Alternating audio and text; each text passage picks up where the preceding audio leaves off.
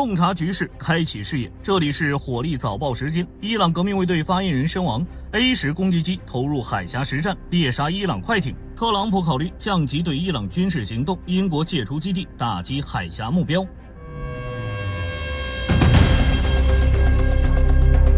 美以联合行动再次清除伊朗高层。伊朗伊斯兰革命卫队发言人纳伊尼身亡，伊朗官方也承认了这件事。据悉，纳伊尼在革命卫队文化传播领域工作超过40年，曾参与两伊战争的宣传与历史记录工作。过去2年，他也是伊朗对以色列舆论战的核心人物，深度参与真实承诺系列军事行动的舆论工作。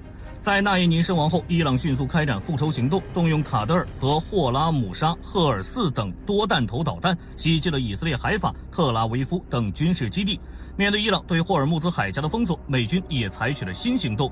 美军参谋长联席会议主席凯恩上将亲口证实 ，A10油猪攻击机已投入对伊朗的军事行动。目前 A10在霍尔木兹海峡执行任务，他与阿帕奇直升机配合，专门负责猎杀伊朗快艇，旨在为护航舰队打通航道。这款战机服役已接近50年，就在退役的边缘，迎来了又一次实战高光。在中东缺乏先进防空体系的环境中，面对伊朗的快艇蜂群战术，他凭借长达数小时的制空能力、厚重的装甲以及高达7260公斤的武器携带量，成了性价比极高的武器。最新的实战显示，在应对伊朗的沙赫德等自杀无人机时，他也具备优秀表现。战场上的持续施压让伊朗付出了沉重代价。特朗普在社交平台发文称，美国正考虑逐步降级对伊朗的重大军事行动，并表示美国已非常接近实现全部既定目标，包括彻底削弱伊朗导弹能力、摧毁其国防工业基础、消灭伊朗海空军力量，以及确保伊朗永不接近拥有核能力，以最高级别保护美国在中东的盟友。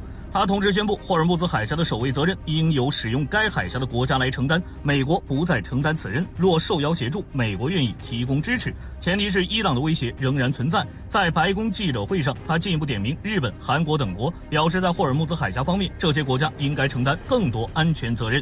另一边，英国政府正式授权美军使用其境内军事基地用于对伊朗实施军事打击。本次授权针对的是伊朗用于袭击霍尔木兹海峡船只的导弹设施。对此，英国表示这属于防御性行为。伊朗外长阿拉格齐随即发文警告，称伊朗将行使自卫权。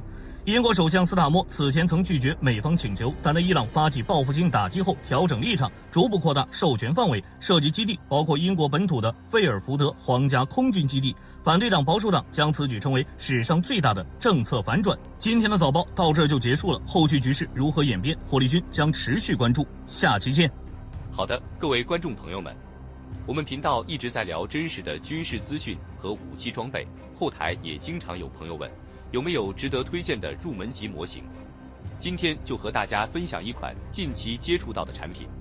首先，它的外形还原度做得相当不错，比例准确，武器上的一些关键细节和标识也都有体现，材质也说得过去，拿在手上有不错的分量感。